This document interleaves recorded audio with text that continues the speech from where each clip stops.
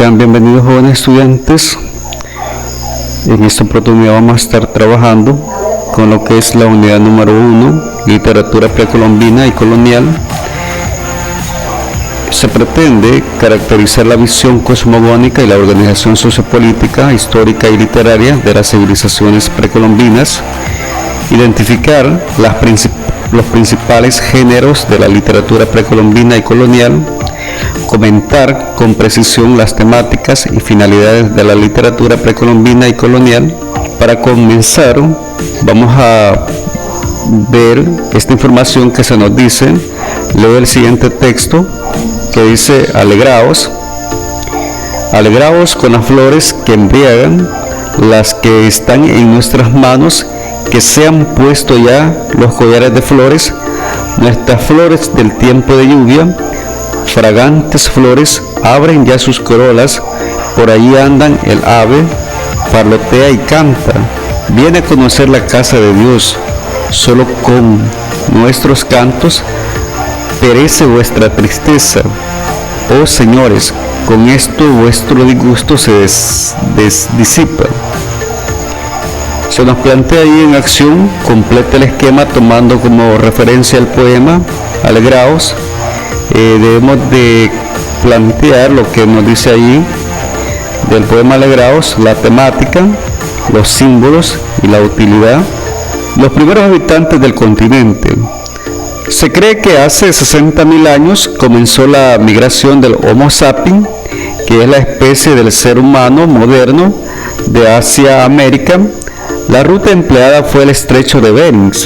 Podemos observar en la presentación, en el recuadro, lo que es el estrecho de Bering, que se supone la ruta que tomó el Homo sapiens. Los primeros habitantes penetraron por el estrecho de Bering y se desplazaron por el litoral del Océano Pacífico hasta el extremo sur del continente.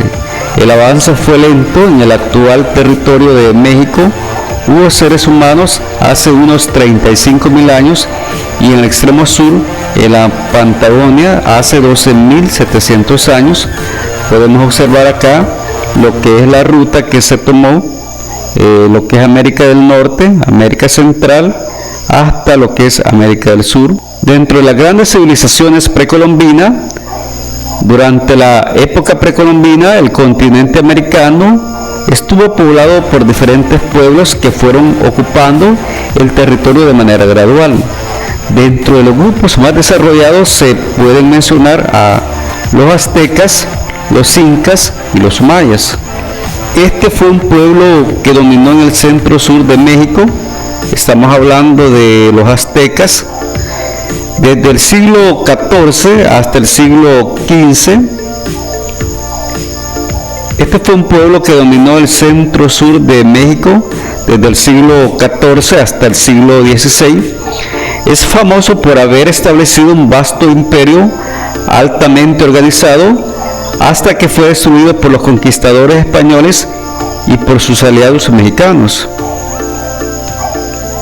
Su nombre proviene de un lugar mítico de la República Mexicana llamado Axtlán, pero más tarde ellos mismos se autodenominaron mexicas. Podemos ver ahí lo que es el mapa donde se desarrollaron ellos. Cuando los mayas florecieron, eran un imperio que abarcaba toda Mesoamérica. Vivieron en las selvas del Petén, Guatemala, parte de Yucatán, occidente de Honduras y El Salvador. Los mayas, que florecieron entre los años 300 a 900 de nuestra era, se les conoce como del periodo clásico, pero súbitamente en su cúspide colapsaron y desaparecieron. Resurgieron 200 años después en Chichén Itzá, pero más debilitados, en los que se conoce como periodo posclásico.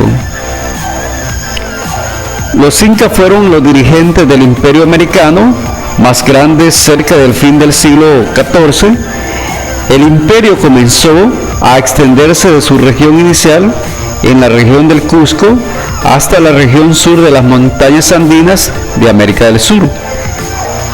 Esta terminó brutalmente con la invasión española dirigida por Francisco Pizarro en 1532. En el momento de su rendición, el imperio controlaba una población estimada de 12 millones de habitantes, lo cual representaba hoy Perú, Ecuador y también una gran parte de Chile, Bolivia y Argentina. Los pueblos precolombinos eran comunidades perfectamente organizadas, reguladas por leyes que derivan de su concepción del universo. Las características generales de estas civilizaciones fueron la religiosidad precolombina. Esta se caracterizó por ser politeísta, panteísta y ritualista. Politeísta es decir, creencia en muchos dioses. Panteísta sitúa a los dioses en la naturaleza. Ritualista incluía diversas ceremonias. Otra característica es la fantasía y creatividad. La interpretación mágica de la realidad forma parte esencial del mundo precolombino. El mito, a través de las explicaciones fantásticas, ayudó a la conformación del sistema religioso, cosmogónico y hasta social. La fantasía propia del mito aún forma parte de nuestro pensamiento latinoamericano. El mito dio origen a una concepción mágica del mundo. Tenemos ahí un planteamiento de foro de discusión que se nos dice: conversen sobre la permanencia o no del pensamiento mágico precolombino en las sociedades actuales. Otra de las características es el simbolismo. Se desarrolla mediante recreación de lo divino en la naturaleza, plegarias e invocaciones que demuestran gratitud. Dentro de la recreación de lo divino en la naturaleza, usando signos como flores, aguas y plumas. Otra característica fue lo que es la visión global. El universo maya es cuadrado, plano, delimitado por un lagarto cuyo cuerpo está cubierto de símbolos planetarios. Dentro de este cuadrado se ubican los tres niveles cósmicos: el cielo, Kan, la tierra, Kad, y el inframundo, Xibalba. Del centro de la tierra nace una gran ceiba cuyo tronco y ramas sostienen el cielo y cuyas raíces penetran el inframundo. El universo maya era visto como tres niveles interrelacionados: cielo, tierra e inframundo. Se nos dice ahí en acción. El mundo precolombino en la actualidad, se nos dice, elabora una lista de situaciones cotidianas en donde se reflejen la presencia del pensamiento, cosmogonía o cosmovisión precolombina. Comparte el listado y observa el de tus compañeros, enriquece tu lista inicial. Otra de las características que plantea es el lirismo. El canto constituyó la más importante de las manifestaciones literarias en las sociedades precolombinas.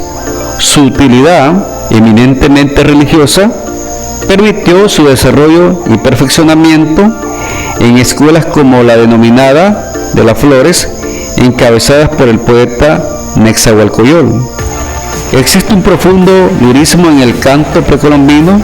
La razón era usado para las ceremonias religiosas. El canto constituyó una manifestación profundamente lírica en las sociedades precolombinas. Dentro de la biografía de Netzahualcoyol, Netzahualcoyol o Coyote Hambriento, de 1402 a 1472, era el hijo del sexto señor de los chichimecas, Ixtlilxóchitl o Flor de Pita, señor de la ciudad de Texcoco, y de la princesa mexicana Matlacihuatzin, hija del rey azteca Huitzihuil, segundo señor Tenochtitlán. Al nacer le fue impuesto el nombre de Axcomixtli o León Fuerte, pero las tristes circunstancias que rodearon su adolescencia hicieron que se cambiara el nombre por el de Nezahualcóyotl, que significa coyote hambriento. Este príncipe recibió una educación muy completa, dirigida a permitirle gobernar a su pueblo con valentía y sabiduría. Una vez hubo recuperado el trono, demostró toda su sabiduría en el campo de las ciencias, las artes y la literatura. Su amplia formación intelectual se traducía en una elevada sensibilidad estética y un gran amor por la naturaleza, que quedaron reflejados no solo en la arquitectura de la ciudad, sino también en sus manifestaciones poéticas y filosóficas. De ellas han llegado hasta nosotros unas composiciones recogidas por Miguel León Portilla en Nezahualcóyotl, Poesía y Pensamiento, 1972. La escritura precolombina, los códices. Aztecas y mayas desarrollaron un sistema de escritura ideográfica en el que dejaron plasmada valiosa información en la que condensan aspectos culturales, sociales, económicos y científicos, así como creencias religiosas, ritos, ceremonias, nociones geográficas, historias, genealogías y alianzas entre los señoríos, sistemas económicos y cronologías. Históricamente estos documentos son conocidos como códices. Logograma, que representa al sol o el día, combinación de las sílabas Cui y Xi para formar la palabra Quix, que significa montaña. Y códices son documentos realizados sobre papel de amate, piel de venado, tela de algodón y papel de maguey, creados en la zona de México y América Central. Mayas y aztecas produjeron diversos códices antes de la conquista de los españoles. Muchos de estos se perdieron o fueron destruidos por los conquistadores. Los códices que sobrevivieron la conquista hacen referencia a temas astronómicos y religiosos. Los códices aztecas. Tenemos los códices de Borgia, códice de Boturini, códice mendocino, códice borbónico. Dentro del foro de discusión tenemos lo siguiente: ¿qué nivel de desarrollo creen que pudieron haber alcanzado los pueblos precolombinos si hubieran desarrollado otro tipo de escritura? Dentro de los códices aztecas tenemos el códice borbónico. Es uno de los códices aztecas realizado antes de la conquista de los españoles. Dentro de los códices mayas tenemos el códice de Dresde. Es uno de los más elaborados, muestra detalles del calendario maya y la influencia de los dioses sobre los días.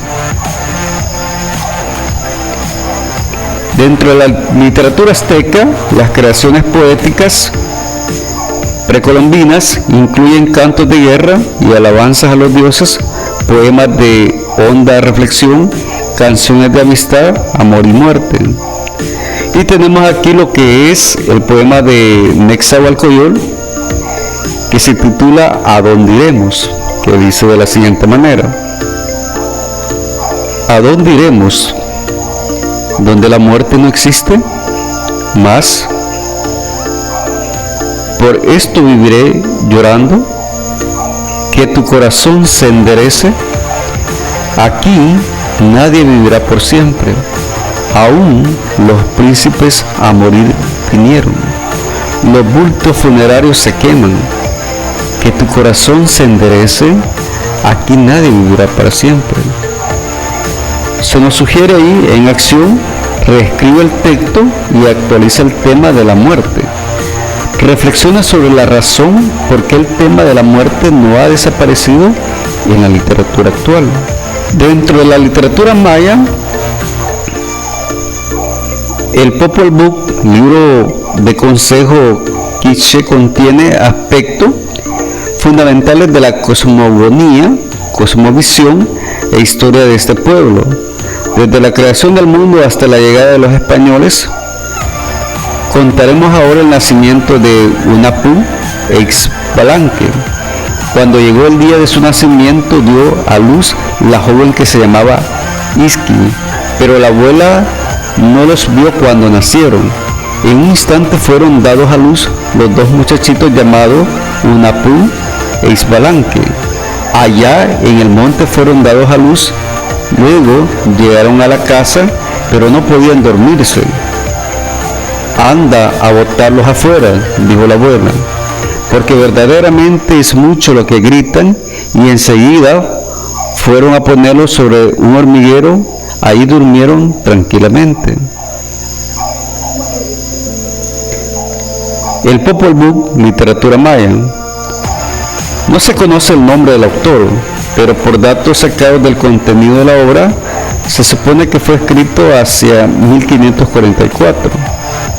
Originalmente fue escrito en piel de venado, posteriormente transcrito en 1542 a latín por Fray Alonso del Portillo de Noreña. La versión española fue realizada sobre este último texto en el siglo XVIII, 1701, por el fraile dominico Francisco Jiménez, que se había establecido en Santo Tomás, Chichicastenango, y Popol Vuh lo llamó un estudioso de temas americanista que en el siglo XIX fue traducido al francés. Dentro de lo que es la literatura maya, el Popol Vuh plantea lo que es la sociedad, religión e historia. Aquí se nos sugiere que se elabore una lista de los ejes temáticos de las narraciones que desarrolla lo que es el Popol Vuh.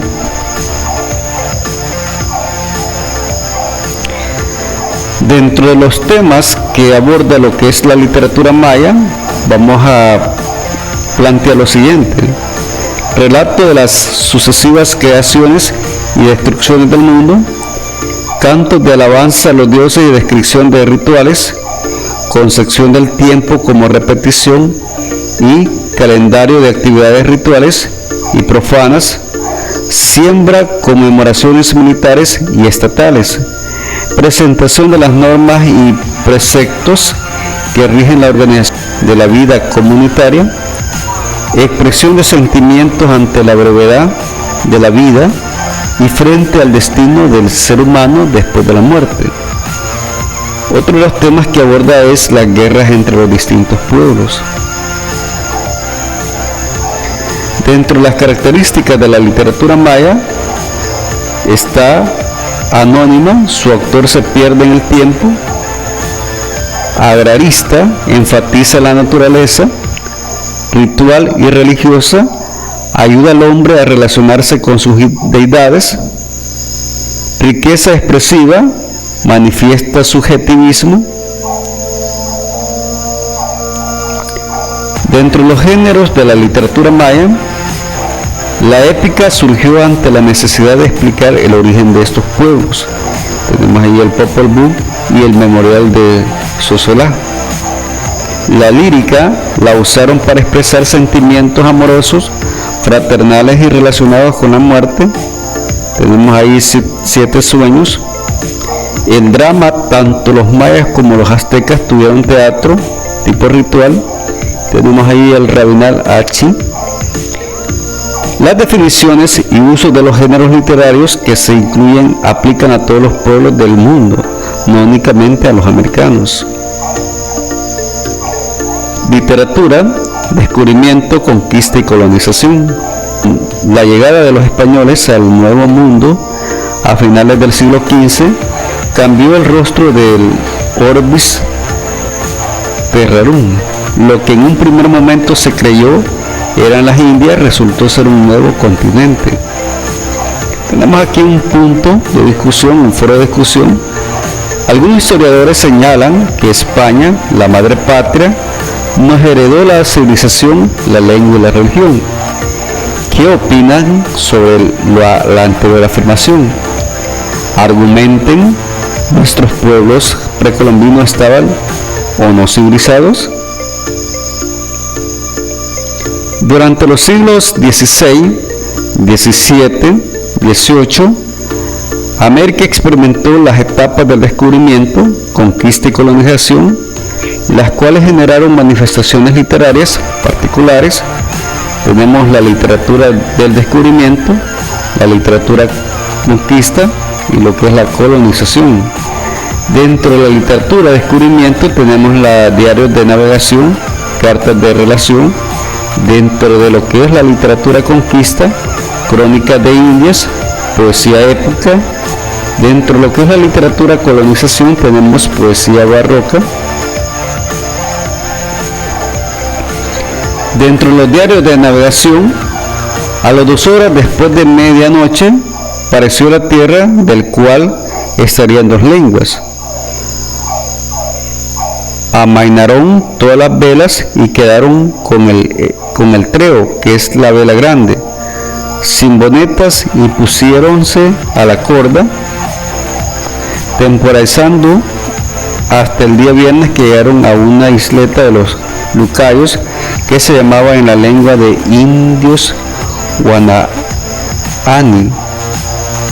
Luego vinieron gente desnuda, y el almirante salió a tierra en la barca armada, y Martín Alfonso y Vicente Llanes, su hermano, que era capitán de la Niña, sacó el almirante la bandera real, y los capitanes con 2 banderas de la cruz verde que llevaban el almirante en todos los navíos por señas, con una F y una Y encima de cada letra su corona. Esto es el 12 de octubre de 1492.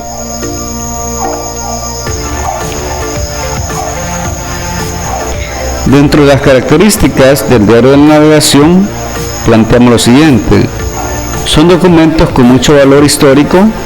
Su redacción emplea una sintaxis caótica, puesto que no respeta la construcción natural. Además emplea irregularmente el artículo del género. Su intención es documental e informativa. Las características de las crónicas de India pueden diferenciarse por su contenido y por su expresión. Dentro del contenido exaltan el individualismo, intentan seguir los modelos temáticos de la literatura clásica. El escritor busca perpetuar su obra y su memoria. Dentro del área de la expresión mezclan el habla culta y lo popular, claridad y precisión, empleo de arcaísmos y latinismo. Evitan los sonidos fuertes como la K, ejemplo, efecto. Es muy común la terminación yo, ejemplo, cogello, tomayo. Dentro de lo que es la poesía barroca, tenemos ahí a Sor Juana Inés de la Cruz.